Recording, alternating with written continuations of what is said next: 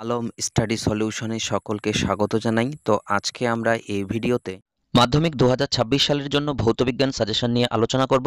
তো আজকে আমরা দেখব তোমাদের ভৌতবিজ্ঞান বইয়ের অধ্যায় 8.2 অর্থাৎ আয়নীয় ও সমযোজী বন্ধন, এই অধ্যায়টি থেকে তোমাদের মাধ্যমিক 2026-এ কোন কোন প্রশ্ন আসতে চলেছে। ভিডিওটি শুরু করার পূর্বে বলে দিই, এই যে সাজেশনটি দেওয়া হচ্ছে, এই সাজেশনটি পিডিএফ আকারে পেতে চাইলে তোমরা এই যে ভিডিওটি দেখতে পাচ্ছ, ভিডিওর ডেসক্রিপশন চেক করবে। সেই ডেসক্রিপশনে আয়নীয় ও সমযোজী বন্ধন অধ্যায়ের সাজেশন বলে একটি লিঙ্ক দেওয়া থাকবে। সেই লিঙ্ক থেকে পিডিএফটি ডাউনলোড করে নিতে পারবে। তবে পিডিএফটি খোলার জন্য একটি পাসওয়ার্ড লাগবে। এই ভিডিওর মধ্যে আমি সেই পাসওয়ার্ডটি বলে দেবো। তাই ভিডিওটি প্রথম থেকে শেষ পর্যন্ত না দেখে থাকলে কিন্তু এই যে পিডিএফটি দেওয়া হচ্ছে, সেই পিডিএফটি কিন্তু তোমরা খুলতে পারবে না। তো এই অধ্যায়টি থেকে তোমাদের জন্য 17টি প্রশ্ন দেওয়া হচ্ছে। তোমরা যদি এই 17টি কোয়েশ্চেন ভালো করে রেডি করে রাখতে পারো, তাহলে কিন্তু তোমরা 100% এর মধ্যে থেকেই তোমাদের টেস্ট পরীক্ষা এবং ফাইনাল পরীক্ষায় কমন পেয়ে যাবে। তো চলো ভিডিওটি শুরু করা যাক। 1 নম্বর প্রশ্ন, আয়নীয় যৌগ ও সমযোজী যৌগের ধর্মের মধ্যে পার্থক্য লিখো।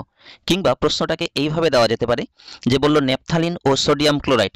যেহেতু নেপথালিন একটা সমযোজী যৌগ এবং সোডিয়াম ক্লোরাইড বা NaCl একটা আয়নীয় যৌগ, এবার এইভাবে দিয়ে দিল যে এর প্রদত্ত দুটি ধর্মের মধ্যে তুলনা করো। যেমন পয়েন্ট তুলে দিল যে গলনাঙ্ক, জলের দ্রাব্যতা, অর্থাৎ এটাও কিন্তু আমাদের আয়নীয় ও সমযোজী যৌগের মধ্যেই পার্থক্যটাই লিখতে হচ্ছে। কিন্তু এখানে প্রথমে সমযোজী যৌগ দিয়েছে, পরে আয়নীয় যৌগ তুলে দিয়েছে।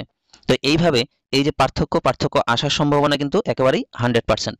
কিংবা প্রশ্নটাকে তোমাদেরকে এইভাবেও দিতে পারে যে আয়নীয় যৌগগুলির বৈশিষ্ট্য লিখো, সমযোজী যৌগগুলির বৈশিষ্ট্য লিখো। 2 নম্বর প্রশ্ন, কোসেল এর মতে আয়নীয় বা তড়িৎযোজী যৌগ কিভাবে গঠিত হয় তা সংক্ষেপে লিখো। 3 নম্বর প্রশ্ন, লুইস এর মতে কিভাবে সমযোজী যৌগের অণু গঠিত হয় তা আলোচনা করো। অত্যন্ত ইম্পর্টেন্ট কোয়েশ্চেন। 4 নম্বর কোয়েশ্চেন, NaCl এর মতো আয়নীয় যৌগের ক্ষেত্রে আণবিক ওজন কথাটির পরিবর্তে সংকেত ওজন কথাটি ব্যবহার করা অধিক যুক্তিযুক্ত কেন? এটা হয়ে যেত যুক্তিযুক্ত। অত্যন্ত ইম্পর্টেন্ট কোয়েশ্চেন।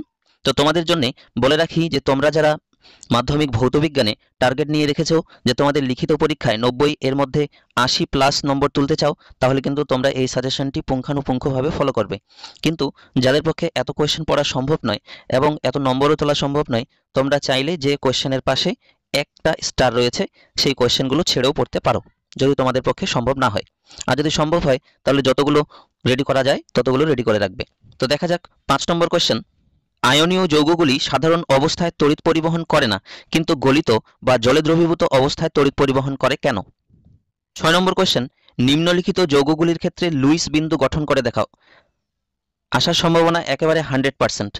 এবার তোমাদেরকে এই যে কয়েকটা উদাহরণ দেওয়া হয়েছে, যেমন HCl, NH3, N2, CO2, এই ধরনের কয়েকটা উদাহরণ দিয়ে বলে দিবে যে এদের লুইস বিন্দু গঠন করে দেখাও।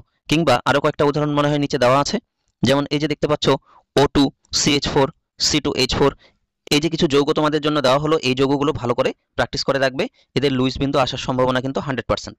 কিংবা প্রশ্নটাকে এভাবেও দেওয়া যেতে পারে, যেমন আমরা দেখলাম হচ্ছে যে CO2 এর লুইস বিন্দু গঠন করে দেখাও। তো তোমাদের এটা ডাইরেক্ট দিতে পারে, কিংবা প্রশ্নটা এভাবে দিতে পারে যে সি এর সর্ববহিস্থ কক্ষে 4টি ইলেকট্রন এবং ও এর সর্ববহিস্থ কক্ষে 6টি ইলেকট্রন আছে। CO2 অর্থাৎ কার্বন ডাই অক্সাইড অণুর লুইস ডট ডায়াগ্রাম অঙ্কন করে দেখাও। এভাবেও কিন্তু তোমাদের বাক্য দিয়েও কোয়েশ্চেনটা দেওয়া যেতে পারে। 7 নম্বর কোয়েশ্চেন, নিম্নলিখিত যৌগগুলির ক্ষেত্রে ইলেকট্রন ডট গঠন করে দেখাও। তো এই যে NaF, LiH, MgCl2 এরকম কিছু যৌগ তুলে দিয়ে তোমাদেরকে বলবে যে ইলেকট্রন ডট অঙ্কন করে দেখাও। কিংবা প্রশ্নটাকে এভাবে দেওয়া যেতে পারে, আচ্ছা তোমরা এই যে ইলেকট্রন ডট কিভাবে গঠিত হচ্ছে তার যে একটু ব্যাখ্যা দেওয়া থাকে, সেই ব্যাখ্যাগুলোও কিন্তু পড়ে রাখবে। যে তোমাদেরকে কিন্তু এইভাবে দেওয়া যেতে পারে যে MgCl2 এই অণুটি কিভাবে গঠিত হয়। তখন কিন্তু শুধুমাত্র ইলেকট্রন ডট দেখালে চলবে না, তোমাদেরকে কিন্তু একটু ব্যাখ্যাও করতে হবে। তো তোমরা অবশ্যই ডেসক্রিপশন থেকে এর যে পিডিএফটি ডাউনলোড করে নেবে এবং পিডিএফটি ওপেন করার সময় একটা পাসওয়ার্ড চাইবে বলেছিলাম, সেই পাসওয়ার্ডটা দিবে তোমরা ইংরেজি বড় হাতের অক্ষরে BONDHON অর্থাৎ বন্ধন, তাহলে পিডিএফটি খুলে যাবে। এবার এই যে কোয়েশ্চেনটা আমরা দেখলাম 7 নম্বর কোয়েশ্চেনটা, এটারই অনুরূপ কোয়েশ্চেন হিসেবে 8 নম্বর কোয়েশ্চেনটাকে নিতে পারো যে A ও B মৌলগুলির পরমাণু ক্রমাঙ্ক যথাক্রমে 20 ও 9, অর্থাৎ A এর পরমাণু ক্রমাঙ্ক হচ্ছে 20 আর B এর পরমাণু ক্রমাঙ্ক হচ্ছে 9।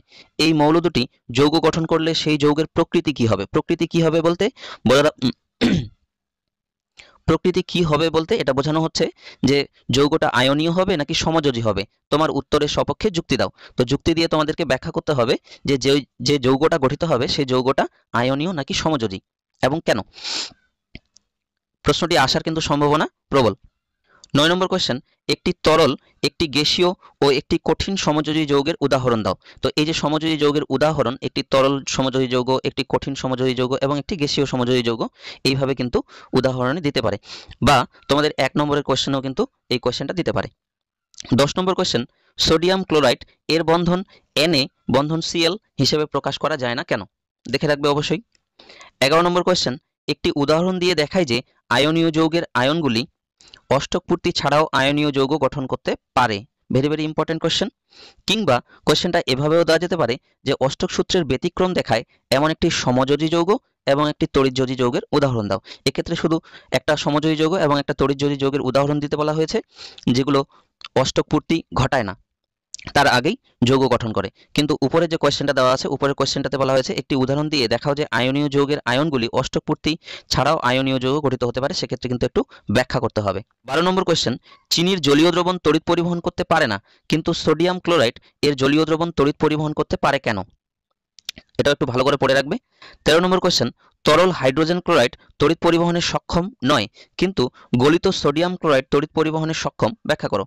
এটাও একটু ভালো করে দেখে রাখবে। এবার 14 নম্বর কোয়েশ্চেন, আয়নীয় যৌগগুলির গলনাঙ্ক ও স্ফুটনাঙ্ক উচ্চ হয়, এর কারণ কি?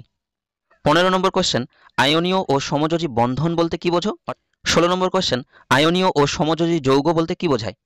তো এই যে আয়নীয় যৌগ কাকে বলে, সমযোজী যৌগ কাকে বলে, এই সংজ্ঞাগুলো দেখে রাখবে। আর উপরে বলা হয়েছিল আয়নীয় বন্ধন কাকে বলে, সমযোজী বন্ধন কাকে বলে। 17 নম্বর কোয়েশ্চেন, সমযোজ্যতা বলতে কি বোঝো? কিভাবে সমযোজ্যতা পরিমাপ করা হয়? আমাদেরকে এই অধ্যায় থেকে মোট 17টি প্রশ্ন দেওয়া হলো। এই 17টি প্রশ্নের উত্তর যদি তোমরা রেডি করে রাখতে পারো, তাহলে তোমরা কিন্তু এই যে তোমাদের আসন্ন টেস্ট পরীক্ষা এবং মাধ্যমিক পরীক্ষা, উভয় পরীক্ষাতেই কিন্তু এর মধ্যে থেকেই কমন পাবে। এটা কিন্তু 100% গ্যারেন্টি। তো তোমরা এই কোয়েশ্চেনগুলো অবশ্যই ভালো করে রেডি করে রাখবে। আমাদের আজকের এই পর্বটি ভালো লেগে থাকলে ভিডিওটিতে অবশ্যই একটা লাইক কমেন্ট করবে, বন্ধুদের মাঝে ভিডিওটি শেয়ার করে দেবে। এরকম আরও নিত্য নতুন হেল্পফুল ভিডিও পেতে আলম স্টাডি সলিউশন চ্যানেলটি সাবস্ক্রাইব করে পাশে থাকবে। তো দেখা হচ্ছে নেক্সট ভিডিওতে। ভালো থাকো, সুস্থ থাকো। সম্পূর্ণ ভিডিওটি দেখার জন্য অসংখ্য ধন্যবাদ।